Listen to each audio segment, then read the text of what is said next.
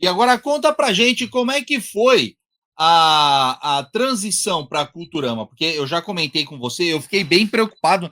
Primeiro eu fiquei contente por saber que, putz, pelo menos não vai acabar, mas quanto tempo vai durar, eu pensei, né? Porque o Culturama, com todo o respeito e todo o belo trabalho que você e a editora fez e vem fazendo, eu fiquei preocupado. Eu falei, meu, não vai durar muito.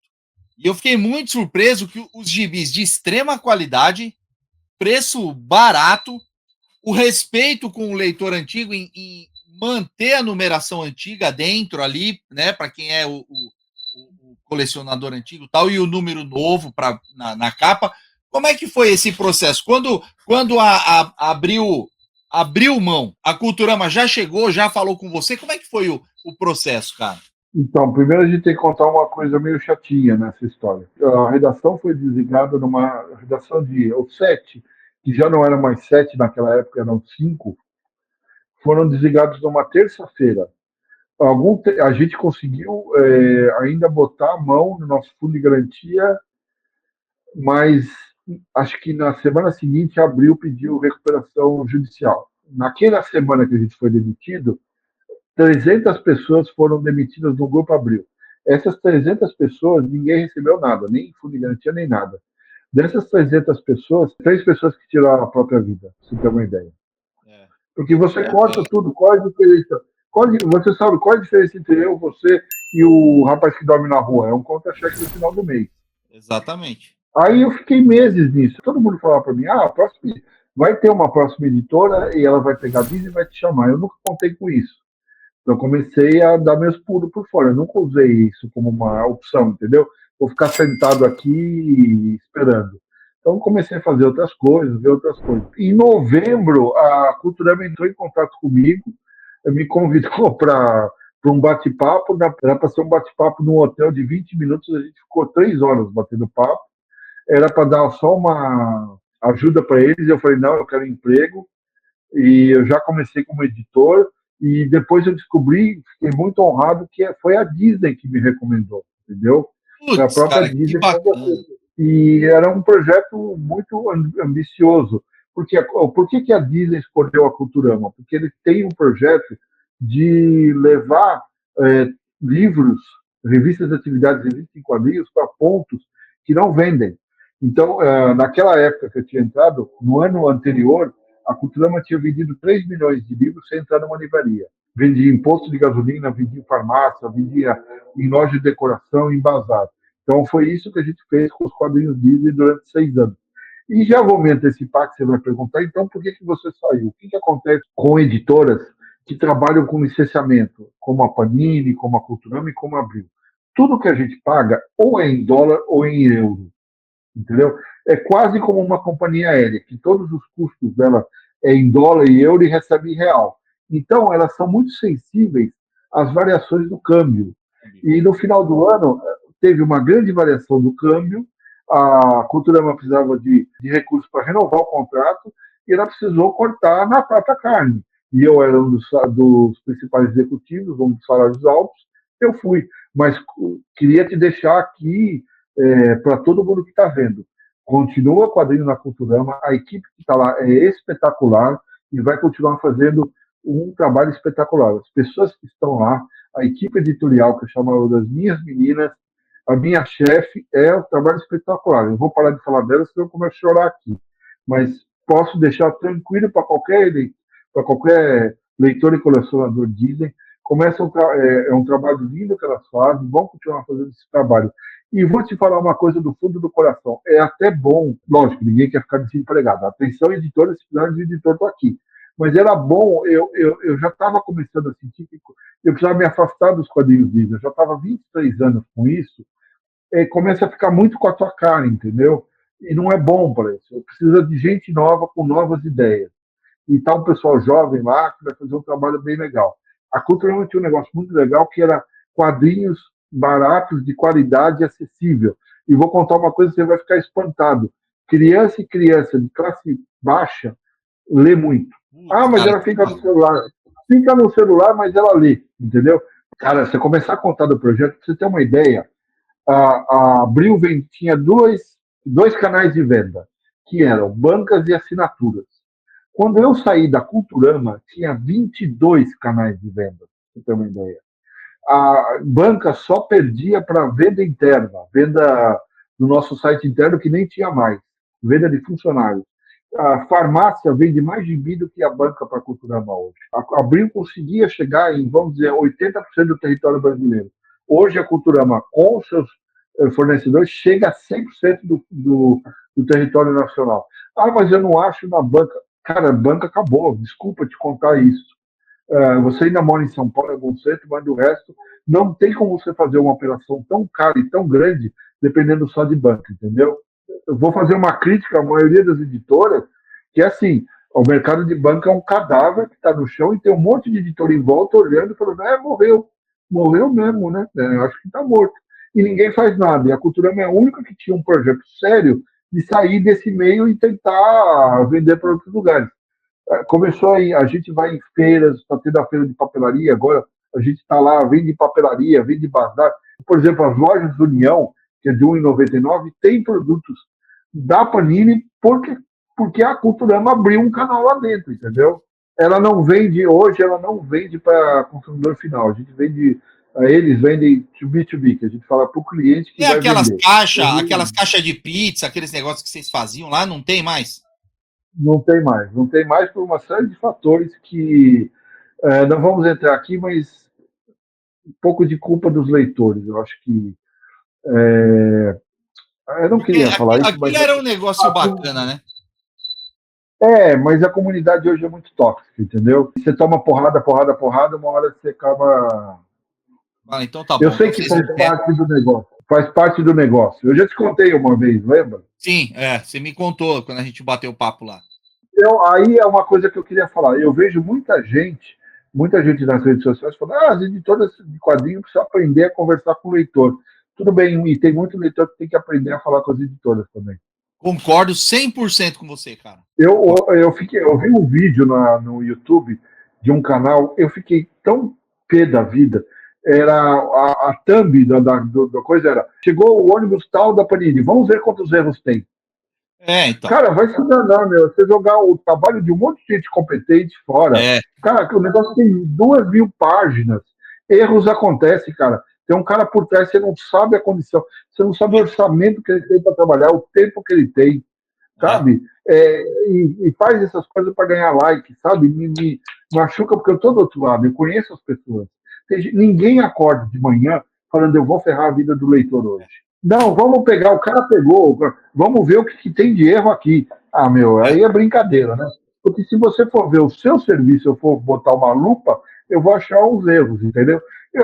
Olha, eu sou tranquilo para falar isso, porque eu já vi muita edição da Panini, e eu tenho muitos amigos lá, com erros assim, primários, sabe? Mas e isso tem que ser. Teve uma época que foi um mês, 2 meses, sei lá, que saía uma coisa aqui na lombada e saiu outro título aqui, né? Isso era erro de revisão, erro primário. Mas não é por isso que você vai caçar o negócio atrás para ganhar visualização. Está entendendo, né? O meu ponto, né? Sim, sim. Me incomoda Eu muito. penso exatamente. Eu subi um vídeo ontem falando da nova Espada Selvagem de Conan, que eu não tô gostando. E eu falei, gente, não tô gostando essa história aqui, eu acho que não parece o personagem e tal. Mas assim, é o contexto, né? O gibi, mas não Mas, apontando erros da edição, né? não, mas, e vou além. Na sua crítica, você não falou que na editora todo mundo trabalha alcoolizado, você não falou que Exatamente. botar mulher, é isso que dá por mulher editando quadrinho, tudo isso eu já ouvi, meu amigo.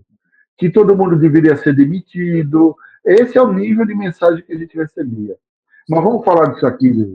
Quer Isso, falar disso aqui? vamos falar dessa edição aí que é maravilhosa, cara. Eu peguei na mão lá na Bienal, fiquei apaixonado. Tem uma agora para você, procura na Amazon, que eu acho que é um produto exclusivo da Amazon, é uma versão menorzinha, mais barata, que é uma versão livro disso aqui. Isso aqui foi um projeto que foi 3 anos de produção, que é o Eduardo Bueno, o Peninha, né, o historiador que todo mundo conhece, do History Channel aqui da internet. Ele é gaúcho, gremista, E isso lá no Rio Grande do Sul é muito importante. É muito E importante. ele, a Rio Grande do Sul, assim, qualquer hora do dia você liga o rádio, tem alguém falando ou do Inter ou do Grêmio. É impressionante. O Peninha contava coisas que a gente não conhecia da história do Brasil e a gente tentava criar histórias Disney em cima disso. Eu trabalhei com os grandes, com o rapaz aí dos roteiros, os grandes mestres Disney. Foi um projeto de 3 anos para ser feito.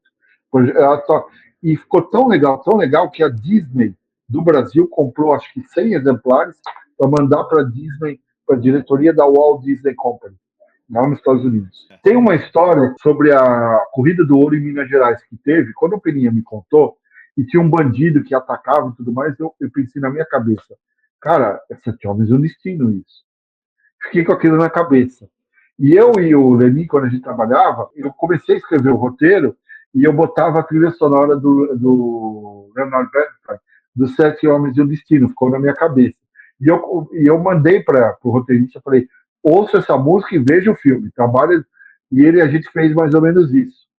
Só que ficou entre nós dois. E mandamos o roteiro para o desenhista. Sem a gente falar nada, o desenhista, como ele me entregou a história, tempo depois ele me contou. Sabe o que eu me inspirei para desenhar? Naquele filme Sete Homens e o Destino. E você vai ver, tem cenas. E é engraçado, porque não é uma coisa que eu planejei. Todo mundo nessa edição está procurando alguma coisa. São personagens que estão procurando alguma coisa. A gente criou o Américo Vespucci, que é o Gastão, está procurando mostrar para o pai dele, ter a aprovação do pai dele. O Donald está buscando, na história, está buscando uma aprovação dos sobrinhos, entendeu? O tio Patinhas busca uma. E Dom Pedro I, a última história a gente fala da independência. Só que a gente não queria falar da independência como todo mundo fala. Qual foi a sacada que eu tive? Contar a independência a partir da história do Pedro Américo desenhando o quadro da independência que está lá. Então a gente fez como.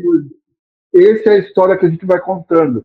E tudo que é 90% do que você lê aqui realmente aconteceu de verdade.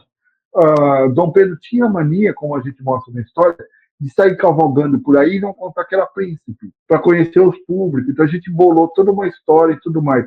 E o cuidado que a gente teve. Ele vem do Rio de Janeiro para Santos, o Dom Pedro I. Como é que era a vegetação no caminho do Rio de Janeiro para cá? Porque o caminho e ele volta pela serra.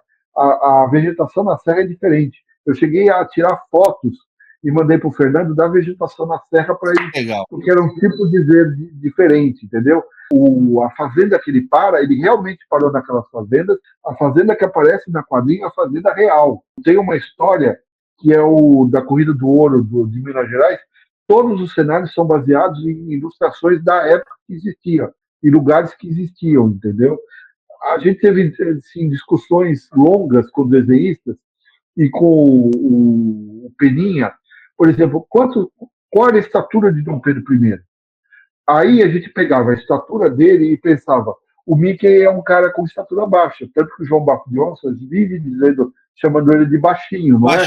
Então, proporcionalmente, como é que seria ele conversando com o Mickey? Então a gente fechou uma proporção e sempre seguimos essa. Como eu moro em Santos, a gente várias ilustrações. Eu fui no Centro de Documentação de Santos para ver como era o centro de Santos na época da independência, para ser o mais possível, o mais real possível dentro daquilo ali.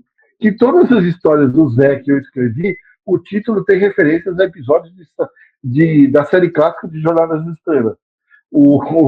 Tem Aonde Nenhum Pato Jamais Esteve, O Natal à Beira da Eternidade, O Sal da Terra, O Segredo do Rei, tudo isso. Eu preciso contar uma história super engraçada que as pessoas não sabem. A gente levou quase um ano, mais 2 anos, de negociação na Culturama com a Disney para ter autorização para escrever as histórias do Zé Carioca, porque é um processo longo para saber se você tem responsabilidade e tudo mais. Os roteiristas eram senhores, ou já tinham morrido, ou não tinham alguma cabeça jovem, entendeu? A história quem fazia era eu. Aí eu dava para o roteirista e ele botava no quadrinho, entendeu? Mas as histórias, as ideias das histórias, 90% dos casos ou era eu, ou é Arthur Farias, que é também um dos maiores roteiristas Disney, que eu chamo ele de Una Bomba. E apesar da minha querida chefe dizer não podia, pela livro de normas da Abril, da Disney, eu botava pequenas referências a filmes de ficção científica inglesa da década de 70, episódios de Jornada de Estrelas, episódios de Doctor Who, eu botava falas. Não, hoje a gente vai ter a reunião com o Stefano. O Stefano é o cara que aprova os gibis Disney, é um italiano que aprova todos os roteiros do mundo. E era no meio da pandemia, e o cara foi fazer uma live na casa dele. Meu amigo, liga a câmera, o cara tá sentado na biblioteca dele, atrás dele tem a coleção inteira, o cara morava na Europa, tem a coleção inteira dos DVDs do Doctor Who, tinha, sabe aquela caixa do Babylon 5 enorme, com todos os episódios de Star Trek, aí tinha os posters daquela revista de ficção científica que o Isaac Asimov escrevia, eu olhei e falei, foda-se, cara, lógico que ele pegou todas as referências que eu tinha posto. Tinha uma que eu nunca me esqueço, que ele cortou de cara. Eu falei, filho da mãe. O Zé Carioca entrava num lugar e falava, nossa, é maior por dentro do que por fora, que é uma referência do Doctor Who. O cara cortou e me deu uma carcada. Não se inscreveu ainda? Tá perdendo tempo, se inscreve agora. E eu deixo, dicas de vídeos mais antigos do canal, me ajuda aí. Assista um desses vídeos, deixa um like lá também. Sem mais delongas, fui!